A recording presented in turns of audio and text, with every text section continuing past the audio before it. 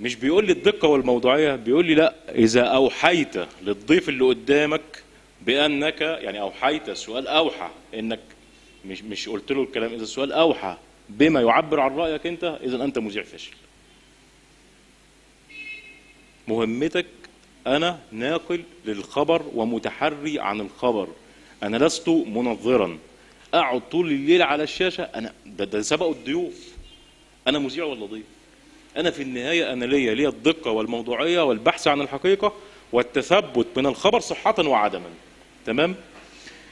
إذا احترمت ذاتك جدا هتشتغل بهذا الشكل، واللي بيحترموا ذاتهم في هذا المجال الآن قاعدين في البيت.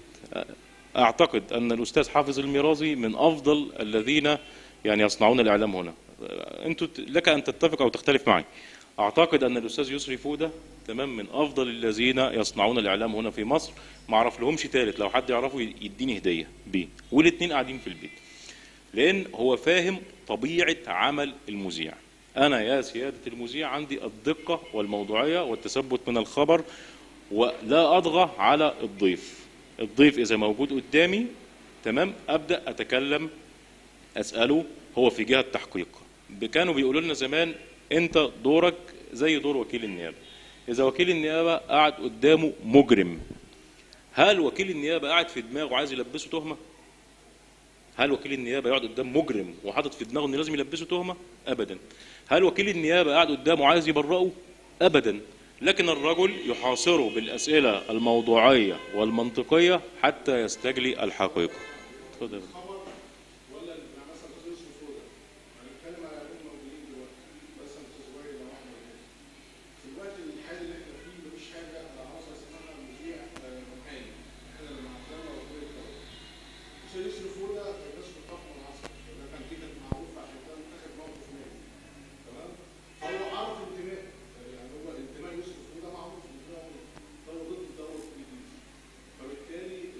لا انا ما اعرفش، سوري، انا ما اعرفش ان كان يسري فودة. انا مع اه طيب. فبالتالي دولت يعني بيتهيألي اسم شركه الشعب اكبر من يوسف فوده، ويوسف فوده ليه شعبيه اكبر من دولت، غصب عن اي حد كان قاعد او اي قناه ثانيه كانت استضافته او اتعاقدت معاه في المنطقه. طب كويس. يروح الفراعين اه. لا لا خالص خالص، ده رايه. طيب خلاص، ايه المشكله؟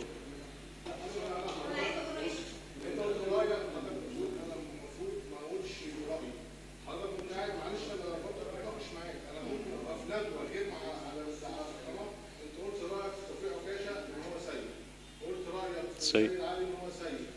قلت رايك في يوسف فوده ان هو كويس، انت قلت رايك، هل انا ممكن قاعد في ندوه واقول رايي على فوده؟ اه وغير اقعد في ندوه غير ما انا قاعد على طبعا طبعا، ما كنت لسه كاتب لك.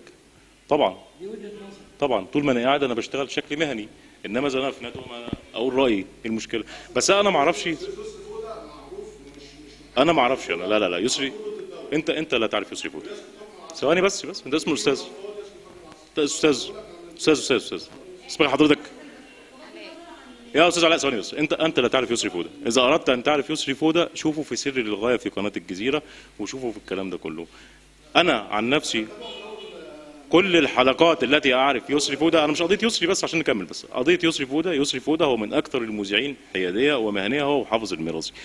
رايه بره بقى، انا بقول لك رايي في الناس دلوقتي، انما انا قعدت على الشاشه وقعد قدامي المدعو توفيق عكاشه اقول له استاذ توفيق، واذا كان بيعرف نفسه ان هو دكتور تمام وده امر مشكوك فيه اقول له يا دكتور توفيق، لان انا هنا مطالب بالعمل بتاعي. انما انا بره السياق. ثواني، انا بره السياق. لا لا يا فندم، انا بجاوب لك. انا طبعا الندوه غير بره، طبعا انا بتكلم في الندوه بحريتي، واذا استضفتني ضيف هقول لك اراء تانية مش هقولها لك في برنامج عندي. انا عندي ضيفين الان، الضيفين لازم ياخدوا حق متساوي. انا في حلقه من الحلقات استضفت، اسفين يا ريس، كله موجود على النت، لو اي حد كتب على اليوتيوب هاني بكري هيجد الاثنين. انا استضفت اسفين يا ريس بتاعت حسني مبارك وعصرت على نفسي ليمونه، واستضفت حد تاني، والراجل بتاع اسفين يا ريس اول ما خرج فخدني بالحضن. انا ما كنتش متوقع كده، احنا بنروح نتضرب، قلت له هتتضرب ليه؟ انت هنا بتقول رايك وهو بيجاوبك ونحن محايدين، دي وجهات نظر مفيش فيها اي مشكله. انا اكرهك بره الحلقه دي قضيه تانية تمام. ما هو اصعب من ذلك، السفير الايراني، انا استضفت السفير الايراني مجتبى اماني في عز ما كانت الازمه موجوده وضرب في السفاره الايرانيه والشيعه والتخوين والبتاع، والله العظيم الراجل بعد الحلقه قال لي انا مش مصدق. انا سالته الاسئله المنطقيه والموضوعيه وخد كل احترامه. اذا كنت انا بره الحلقه فانا هقول لك على رايي، لو سالتني على رايي السياسي ما انا هقوله لك، انما جوه الحلقه لابد ان نلتزم بالمهنيه، الدقه، الحوار، الكلام ده كله.